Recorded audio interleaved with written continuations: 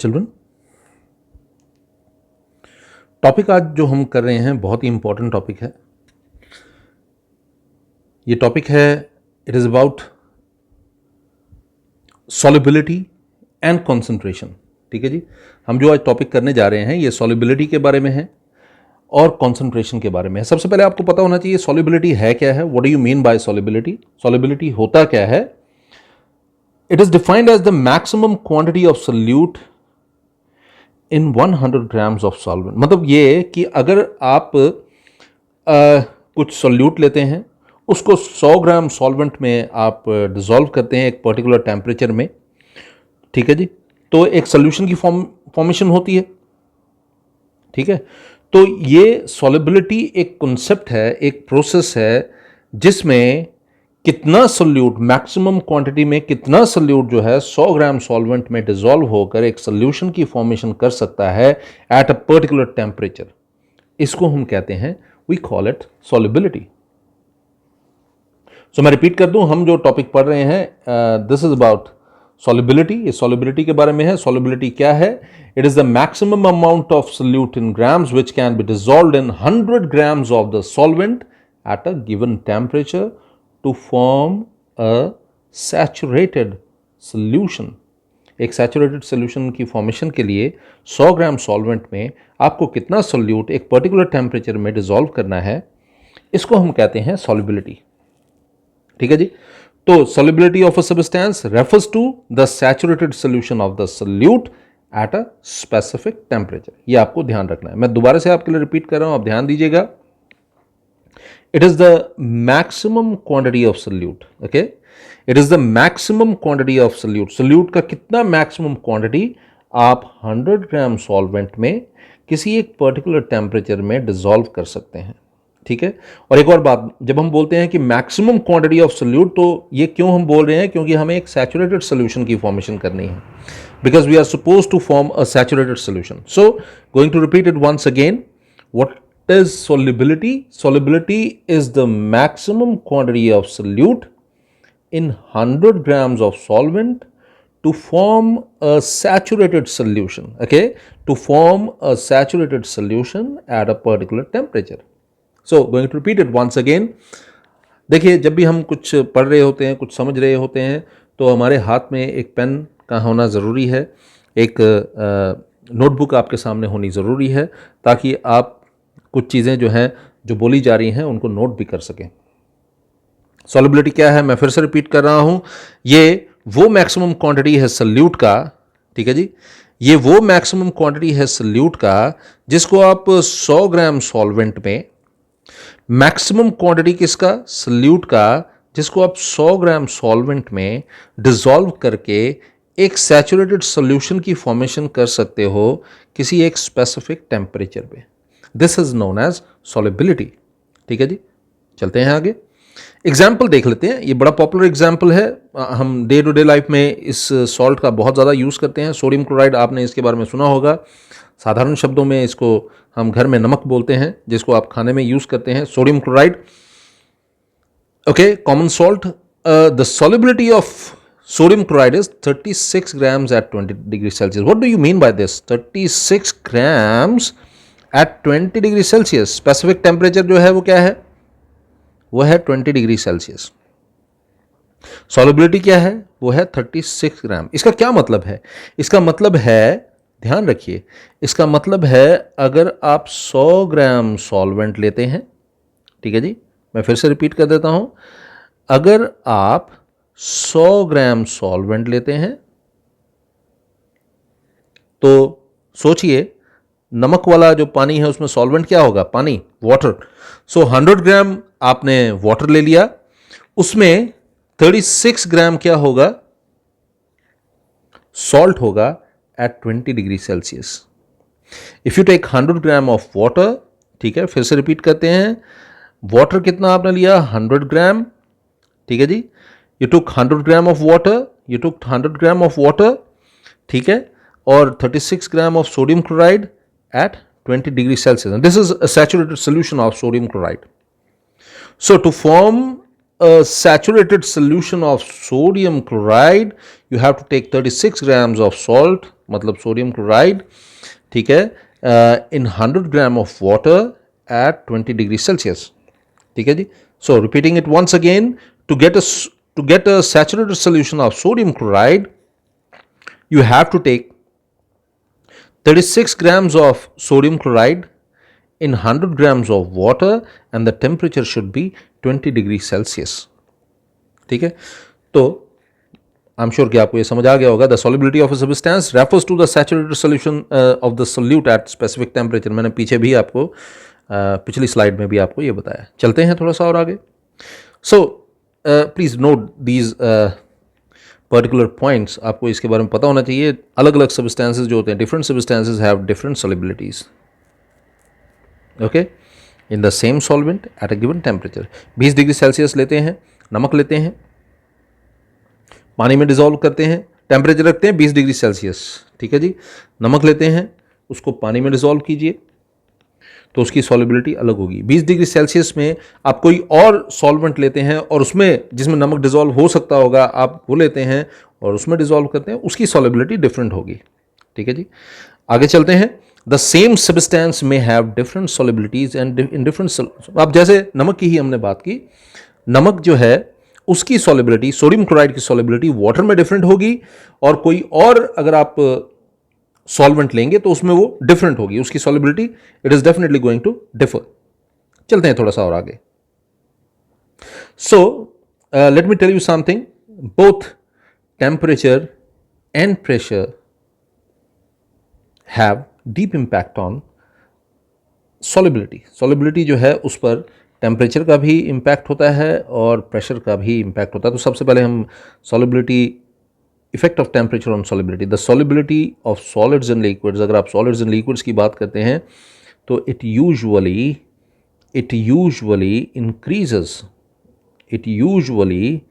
Increases, आप देख पा रहे होंगे, इट यूजुअली इंक्रीजेस, यहाँ पर किया बताया हुआ है, मैं रिपीट कर देता हूँ आपके लिए। अगर आप सॉलिड्स एंड लिक्विड्स की बात करते हैं तो solubility increases on increasing temperature, decreases on decreasing temperature, ठीक है। लेकिन ध्यान रहे हम किसकी बात कर रहे हैं, हम सॉलिड्स एंड लिक्विड्स की बात कर रहे हैं। जब आप सॉलिड्स एंड लिक्विड्स की बात करते हैं तो solubility increases on increasing temperature, decreases on decreasing temperature, ठीक है। मैं फिर से आपके लिए रिपीट कर दूं, मैं अभी किसके बारे में बात कर रहा हूं, I have taken solids and liquids, ठीक है। तो टॉपिक लिया मैंने सॉलिड्स एंड लिक्विड्स और मैं बात कर रहा हूँ solubility of solids and liquids. तो याद रखिए सॉलिड्स एंड लिक्विड्स की जब आप बात करते हैं, टेम्परेचर बढ़ाने के साथ सॉल्युबिलिटी बढ़ती है, टेम्परेचर घटाने के साथ सॉल्युबिलिटी कम होती है। लेकिन जब आप बात करते हैं गैसेस एंड लिक्विड्स की, ठीक है, पहले आपने solids and liquids, usually it decreases on increasing, increases on decreasing, ठीक है जी। आप टेम्परेचर कम कीजिए, सॉल्युबिलिटी बढ़ जाएगी। मैंने आपको इसके लिए शायद पीछे किसी एक लेक्चर में मैंने आपको एक एग्जांपल दिया था कि कार्बन डाइऑक्साइड को जब अगर आप ठंडा पानी लेते हैं तो उसमें डिज़ोल्व करना कार्बन डाइऑक्साइड को आसान होता है, लेकिन अगर पानी गर्म होता है तो उसमें डिज़ोल्व करना मुश्किल होता है, बल्कि आप डिज़ोल्व कर ही नहीं पाते। इसके लिए एक मैं छोटी सी एग्जांपल देकर आपको बात बताता हूँ। मुझे एक बार मौका मिला एक बेवरेज इंडस्ट्री में जाने का, एक कोला ड्रिंक बनाने वाली इंडस्ट्री थी, फैक्ट्री थी, वहाँ पर मुझे जाने का मौका मिला और मैंने वहाँ पर एक चीज़ नोटिस की कि जब कोल्ड ड्रिंक बन रही थी, पैक हो रही थी और उसमें गैस डाली जा रही थी तो वो बहुत ही ठंडा लिक्विड था, वैसा ही जैसे आप फ्रिज से निकालते हैं। तो मैंने उनसे पूछा कि ऐसा क्यों, तो उन्होंने बताया कि मुझे तो खैर पहले से पता था, लेकिन फिर भी उनके शब्द मैं आपको बता रहा हूँ, और वो ये था कि अगर फ्लूइड ठंडा हो तभी कार्बन डाइऑक्साइड उसमें डिज़ोल्व हो सकती है, ठीक है। नहीं हो ठंडा तो उसमें कार्बन डाइऑक्साइड जो है डिज़ोल्व नहीं हो सकती। इसको आप डे टू डे लाइफ में भी इसको आप समझ सकते हैं। मैं छोटी सी एग्जांपल से बात आपको समझाता हूँ। अगर आप बाज़ार से कोल्ड ड्रिंक खरीद के लाते हैं और वो कोल्ड ड्रिंक जो है गर्म होती है, जैसे ही आप कोल्ड ड्रिंक का ढक्कन खोलेंगे एक फिश साउंड के साथ, बड़ी प्रेशर के साथ कोल्ड ड्रिंक बाहर की तरफ रश करेगी। उसका रीज़न ये होता है, जो कोल्ड ड्रिंक के ऊपर जो खाली पार्ट होता है ना, आपने कोल्ड ड्रिंक की बॉटल में देखा होगा थोड़ा सा हिस्सा खाली होता है, वहाँ पर गैस भरी पड़ी होती है। जैसे ही आप ढक्कन खोलते हैं वो गैस वहाँ से बाहर आ जाती है और उसकी जगह भरने के लिए नीचे से कोल्ड ड्रिंक ऊपर की तरफ रश करती है। लेकिन अगर आप ठंडी कोल्ड ड्रिंक खरीदते हैं और आप उसका ढक्कन खोलते हैं तो एक हल्का सा फिज साउंड आता है, हल्का सा फिज साउंड, लेकिन कोल्ड ड्रिंक बाहर की तरफ रश नहीं करती, क्योंकि वो जो खाली जगह होती है बॉटल के अंदर वो बिल्कुल खाली होती है। उसके खाली होने का रीज़न क्या होता है, वो जो गैस भरी गई होती है वो लिक्विड के अंदर होती है, ठीक है। लेकिन अगर बॉटल गर्म होगी, मतलब आपने गर्म कोल्ड ड्रिंक ली है, तो वहाँ पर वो जो खाली जगह होती है वहाँ पर गैस भरी होती है। जैसे ही आप ढक्कन खोलते हैं वो गैस बाहर निकलती है, इसीलिए नीचे से कोल्ड ड्रिंक भी बाहर की तरफ रश करती है। लेकिन अगर मैं फिर से रिपीट कर दूं, अगर ठंडी कोल्ड ड्रिंक खरीदते हैं तो ऐसा नहीं होता, क्योंकि गैस जो है वो कोल्ड ड्रिंक में डिजॉल्व होती है। थोड़ा सा और आगे बढ़ते हैं।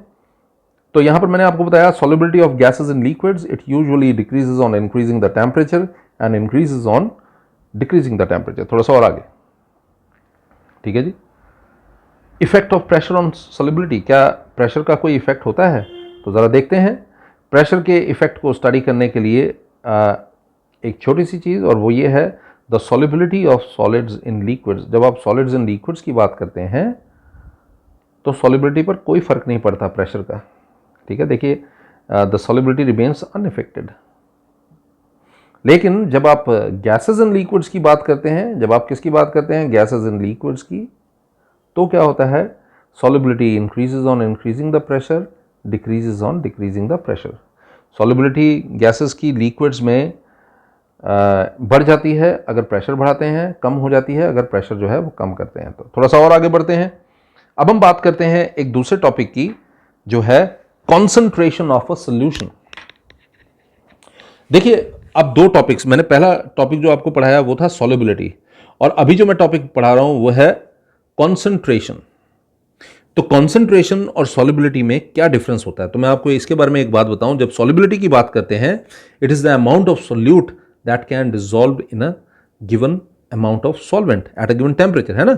हमने यही पढ़ा ना, सॉल्युबिलिटी में हमने पढ़ा कि अमाउंट ऑफ सोल्यूट है, अमाउंट ऑफ सॉल्वेंट है, और वो सोल्यूट जो है सॉल्वेंट में डिसॉल्व होएगा एक गिवन टेम्परेचर में, ये था सॉल्युबिलिटी। लेकिन जब आप कॉन्सेंट्रेशन की बात करते हो, concentration of a solution is the amount of solute in a given amount of solution, ठीक है जी। वहां पर आपने सोल्यूट और सॉल्वेंट की बात की, सोल्यूट, सॉल्वेंट और फिर सॉल्यूशन बनता है ना एक गिवन टेम्परेचर में। यहां जब आप कॉन्सेंट्रेशन की बात करते हैं तो यहां पर सोल्यूट होता है और सोल्यूशन होता है, हम इसके बारे में बात करते हैं। खैर, ये तो एक जनरल मैंने आपको बात बताई। अब आगे देखते हैं concentration of a solution. Concentration of a solution क्या होता है, what do you mean bye concentration of solution? इसको दो तरह से देखा जाता है, सोल्यूट और सॉल्यूशन का केस, ठीक है जी, और दूसरे में सोल्यूट और सॉल्वेंट का केस। चाहे इसको आप पहले लिखिए चाहे इसको आप बाद में लिखिए, उससे कोई फर्क नहीं पड़ता। कई लोग बोलेंगे कि इसको हमें पहले लिखना चाहिए, और कई लोग बोलेंगे कि इसको हमें पहले लिखना चाहिए, और कई लोग ये मानेंगे कि इसको पहले लिखना, तो उससे कोई फर्क नहीं पड़ता। आप चाहे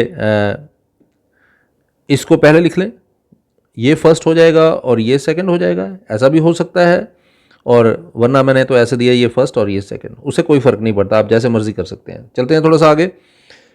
कॉन्सेंट्रेशन ऑफ अ सोल्यूशन क्या है? It is amount of, ratio है ये, amount of solute upon amount of solution, okay, या amount of solute upon amount of solvent. आप इसको इस तरह से भी स्टडी करते हैं, amount of solute upon amount of solution, या आप इसको स्टडी करते हैं amount of solute upon amount of solvent. Express कैसे करते हैं मैं आपको बताऊं। इसको एक्सप्रेस करने के लिए आप क्या करते हैं, परसेंटेज निकालते हैं, मतलब इसको आप 100 से मल्टीप्लाई करेंगे, ठीक है जी, इसको 100 से मल्टीप्लाई कर देंगे, इसको 100 से मल्टीप्लाई कर देंगे। ये एक्सप्रेस करने का तरीका होता है। जब न्यूमेरिकल्स आपको आते हैं वहाँ पर पूछा जाता है कि परसेंटेज निकालनी है आपने, तो कैसे आप निकालेंगे, तो आप इसी तरह से लेंगे, amount of solute upon amount of solution multiplied by 100, ठीक है जी। आप इसको 100 से मल्टीप्लाई कर देंगे, न्यूमेरिकल्स आते हैं इसके, ठीक है, या amount of solute upon amount of solvent multiplied by 100, जैसे भी आपको क्वेश्चन पूछा जाएगा उसके हिसाब से आप करेंगे। मैं आपको एक और चीज़ बता दूं, इतना जितना डिटेल में ये 9th में है वो कुछ ज़्यादा नहीं है, वो थोड़ा है नंबर में, नंबर उसका कम है, मतलब ये कि वो ज़्यादा डिटेल में नहीं है। ज़्यादा डिटेल में आपको हायर क्लासेस में इसको पढ़ना है, तो यहाँ पर छोटे लेवल पर ही आपको इसको पढ़ना है, लेकिन वो बेसिक लेवल है, इसलिए उसको समझना आपके लिए बहुत ज़रूरी है। ठीक है जी, उसको समझना आपके लिए बहुत ज़्यादा ज़रूरी है। आगे हम पढ़ेंगे कुछ प्रॉब्लम्स जो सॉल्युबिलिटी और कॉन्सेंट्रेशन के ऊपर बेस्ड है। आप ध्यान से देखिएगा, और मैं फिर से आपके लिए ये बात रिपीट कर दूं कि जितना आपके सिलेबस में है मैं उतना ही डिस्कस करूंगा, एक्सेस में नहीं डिस्कस करूंगा। जितना ज़रूरी है वही आप कर रहे हैं। तो देखिए प्रॉब्लम्स, पहला प्रॉब्लम ये है कि 15 ग्राम ऑफ, देखिए आप 15 ग्राम ऑफ कॉमन सॉल्ट, मतलब ये कि सोल्यूट जो है वो आपको कितना दिया हुआ है, आप देख पा रहे होंगे, ध्यान से देखिएगा। 15 ग्राम ऑफ कॉमन सॉल्ट कितना है, 15 ग्राम है। ठीक है, उसको डिसॉल्व किया गया पानी में। The solution was found two way 115 gram. Solution जो है वो कितना हो गया, 115 ग्राम, यानी कि सोल्यूट कितना है, 15 ग्राम है ना, और सोल्यूशन कितना है, 115 ग्राम। ठीक है जी। Calculate the mass by mass percentage of common salt in the solution. तो कॉन्सेंट्रेशन निकालनी है आपको। क्या कहा जा रहा है, calculate the mass by mass percentage of common salt in the solution. Definitely going to multiply it by 100। मतलब ये कि 15 ग्राम सोल्यूट है और 115 ग्राम आपके पास सोल्यूशन है, एंड है ना, the solution was found two way 115 gram. Solution जो है वो 115 ग्राम है, इसलिए आपने नीचे 115 दिया, and definitely you are going to multiply it by 100। आपको इसको किससे मल्टीप्लाई करना है, आपको इसको 100 से मल्टीप्लाई करना है। और जब आप करके देखेंगे तो आप देखिएगा 13% के करीब ये इसका आपका आंसर आएगा। नॉट श्योर, 13.0 समथिंग होगा कुछ, ठीक है, वो आप देख लीजिएगा। 13.004% ये इसका आंसर है। मैं रिपीट कर देता हूँ, आप देखिए यहाँ पर 15 ग्राम आपके पास सोल्यूट है और 115 ग्राम क्या है, सॉल्वेंट है, सोल्यूशन है। तो आपको मास बाय मास परसेंटेज निकालना था, या आप इसको कॉन्सेंट्रेशन बोलते हैं, कॉन्सेंट्रेशन निकालना है। तो 15/115 मल्टीप्लाइड बाई 100, इट इज़ 13%। ठीक है जी। तो मैं रिपीट कर दूं, ये जो मैंने अभी अभी किया ये क्या था, ये बेसिकली इस कंसेप्ट पर बेस्ड था। ठीक है जी। कॉन्सेंट्रेशन आपने निकाली सोल्यूशन की परसेंटेज की फॉर्म में, मास बाय मास परसेंटेज की फॉर्म में। थोड़ा सा और आगे बढ़ते हैं। अब आगे देखिए, 15 ml, आपके पास 15 ml इथाइल अल्कोहल है। आप देखिए आपके पास 15 ml इथाइल अल्कोहल है। ठीक है जी। 15 ml आपके पास क्या है, you have 15 ml ethyl alcohol. It is mixed with 16 ml of gasoline.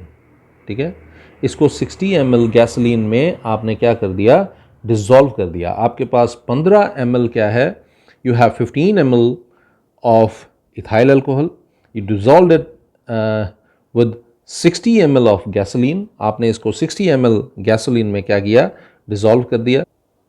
तो आप देखिए यहाँ पर आपके पास सोल्यूट कितना है, इट इज़ 15 ml। ठीक है जी। और सोल्यूशन कितना है, सोल्यूशन तो अब अगर 15 ml यहाँ पर आपके पास सोल्यूट है तो सोल्यूशन कितना है, वो है 15 प्लस 60, है ना, क्योंकि आप देखिए इसको 60 ml गैसोलीन में आपको डिसॉल्व करना है। मैं फिर से रिपीट कर रहा हूँ, 15 ml इथाइल अल्कोहल है, 60 ml ऑफ गैसोलीन में इसको डिसॉल्व करना है। यानी कि अगर सोल्यूट है 15 तो सोल्यूशन हो गया 60 प्लस 15। ठीक है जी।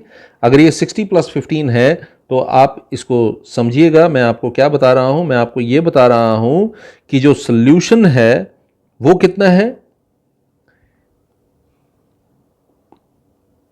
इट इज़ 75, है ना। तो ये हो जाएगा 15/75 मल्टीप्लाइड बाय 100। आप काट के देखिए, 15 और 75 कट जाएगा। आई एम श्योर आपको पता लग रहा होगा, 15 और 75 कटेगा और ये आएगा 5, और 5 से आप 100 को कट करेंगे तो आपके पास आंसर आ जाएगा 20। तो मैं दोबारा से बता देता हूँ, 15 ml सोल्यूट है, 15 प्लस 60 यानी कि 75 ml जो है वो क्या है, वो सोल्यूशन है। आप इसको 100 से मल्टीप्लाई कर रहे हैं और आप देखेंगे कि आपके पास आंसर जो है वो 20% आ जाएगा। आई एम श्योर कि आपको ये समझ आ रहा होगा। थोड़ा सा आगे बढ़ते हैं, एक और देखते हैं। यहाँ पर आपके पास 3 ग्राम सोल्यूट है जिसको 30 ग्राम वाटर में डिसॉल्व किया गया 298 केल्विन पे। मैं फिर से रिपीट कर दूं, आपके पास 3 ग्राम जो है वो सल्यूट है, इसको डिज़ोल्व किया गया 30 ग्राम पानी में। ठीक है जी, आपने 30 ग्राम पानी में इसको डिज़ोल्व किया, और जब आपने इसको डिज़ोल्व किया तो आपको 3 ग्राम सल्यूट, और आप देखिए यहाँ पर 30 ग्राम जो है वो सॉल्वेंट है।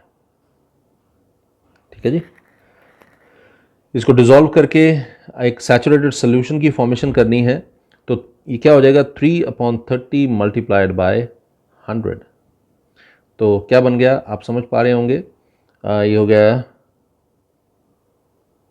10 ग्राम। ठीक है जी, 3 ग्राम सोल्यूट है। आपको क्वेश्चन को ध्यान से समझिएगा, calculate the solubility of the solute, you are suppose to find the solubility of the solute. तो इसका आंसर आ गया आपके पास 10 ग्राम। मैं फिर से रिपीट कर रहा हूँ, 3 ग्राम सोल्यूट था, आप देखिए दोबारा से, 3 ग्राम आपके पास सोल्यूट था, 30 ग्राम आपके पास पानी था, और आपने दोनों को मिक्स करके एक सोल्यूशन बनाया, और आप यहाँ पर क्या निकाल रहे हैं, सॉल्युबिलिटी। अभी देखिए, मैं पीछे जो जितने भी आपने पार्ट्स देखे वहाँ पर आपने कॉन्सेंट्रेशन निकाला था, यहाँ पर आप क्या, you are going to find solubility. ठीक है जी, सॉल्युबिलिटी निकालने वाले हैं। तो देखिए 3 ग्राम सोल्यूट को आपने 30 ग्राम पानी में डाला, और इसकी सॉल्युबिलिटी निकालने के लिए आपको definitely you are going to multiply it by 100। ठीक है ना, क्योंकि सॉल्युबिलिटी का आपको याद है ना, 100 ग्राम की बात होती है। मैं इसको एक और दूसरे नज़रिए से आपको बताता हूँ, दूसरे तरीके से एक आपको बात समझाता हूँ, आप ध्यान से समझिएगा। ये क्या है, ये बेसिकली सपोज करिए इसकी सॉल्युबिलिटी हम मान लेते हैं कि वो x है। ठीक है जी, ठीक है, हम मान लेते हैं कि x है। तो ये x जो है ये 100 ग्राम में डिसॉल्व होगा, तभी x है ना। आपने पढ़ा है सॉल्युबिलिटी के बारे में कि सॉल्युबिलिटी क्या होती है। मैं फिर से रिपीट कर दूं, अगर सपोज करिए x/100 ग्राम है सॉल्युबिलिटी, मैक्सिमम सोल्यूट है x ग्राम, और इसको 100 ग्राम पानी में आपने डिसॉल्व कर दिया, सपोज करिए, है ना। लेकिन वहां पर तो आपको क्या दिया गया है, वहां पर आपको बताया गया है कि 3 ग्राम सोल्यूट को 30 ग्राम पानी में डिसॉल्व किया गया है, इससे सॉल्युबिलिटी निकलेगी। ठीक है, मैं फिर से रिपीट कर दूं, आपको पता है सॉल्युबिलिटी है मैक्सिमम सोल्यूट, जो हमने यहां पर x ले लिया है, उसको 100 ग्राम पानी में डिसॉल्व करना है, तो x/100 हो गया। लेकिन यहां पर आपको क्या दिया है, 3 ग्राम सोल्यूट को 30 ग्राम पानी में हमने डिसॉल्व किया है। ठीक है, तो अगर आप इसको इक्वेट भी करते हैं, x/100 इज इक्वल टू 3/30 हो जाएगा। अगर आप कंपेयर करेंगे तो दोनों इक्वल होने चाहिए, x/100 इज इक्वल टू 3/30। अगर इस तरह से भी सॉल्व करेंगे तो ये x जो है, यहाँ से आप अगर 100 हटाएंगे, इस 100 को अगर आप हटा देंगे तो ये 100 जो है ये यहाँ पर आ जाएगा, मल्टीप्लाइड बाय 100 इधर हो जाएगा, है ना। तो मैं आपको दिखाता हूँ, ये कुछ इस तरह से बन जाएगा, x is equal to 3/30 multiplied by 100। Okay, आप सॉल्व करेंगे और आपके पास x की वैल्यू जो है, it is going to become 10 gram, you will get the value. I am sure कि आपको ये कंसेप्ट जो है बड़े अच्छे से समझ आ रहा होगा। तो इस तरह से आपने क्या किया, इसकी सॉल्युबिलिटी निकाल ली। आज आपने जो पढ़ा वो बेसिकली किसके बारे में था, मैं फिर से रिपीट कर दूं, आपने सॉल्युबिलिटी के बारे में पढ़ा, और उसके बाद आपने पढ़ा किसके बारे में, कॉन्सेंट्रेशन के बारे में। मैंने सॉल्युबिलिटी आपको डिटेल में पढ़ाने की कोशिश की, आप देख सकते हैं। सॉल्युबिलिटी की डेफिनेशन हमने पढ़ी, और फिर हमने पढ़ा कि एग्जाम्पल के साथ हमने पढ़ा कि जब आप बोलते हैं कि सोडियम क्लोराइड की सॉल्युबिलिटी 36 ग्राम एट 20 डिग्री सेल्सियस है, इसका मतलब क्या होता है, ये भी हमने पढ़ा। फिर आगे हमने कुछ इंपॉर्टेंट पॉइंट्स स्टडी किए। हमने स्टडी किया कि टेम्परेचर का क्या इफेक्ट होता है सॉल्युबिलिटी के ऊपर। फिर हमने पढ़ा कि प्रेशर जो है वो किस तरह से इम्पैक्ट डालता है, असर डालता है सॉल्युबिलिटी के ऊपर। फिर हमने स्टडी किया कॉन्सेंट्रेशन ऑफ सोल्यूशन के बारे में, और इसके 2 कंसेप्ट आपने स्टडी किए। फिर हमने ये भी पढ़ा कि इनको एक्सप्रेस हम किस तरह से करते हैं। फिर हमने न्यूमेरिकल्स स्टडी किए, 2 न्यूमेरिकल्स हमने कॉन्सेंट्रेशन के, और 1 न्यूमेरिकल हमने सॉल्युबिलिटी का स्टडी किया। इसी तरह से एग्ज़ाम में क्वेश्चन जो है आ सकते हैं। यही बेसिक मेथड्स हैं, बेसिक टाइप्स हैं जो आपके सिलेबस का पार्ट है। आई एम श्योर कि आपको ये कंसेप्ट समझ आया होगा। अपना ध्यान रखिएगा। Good day.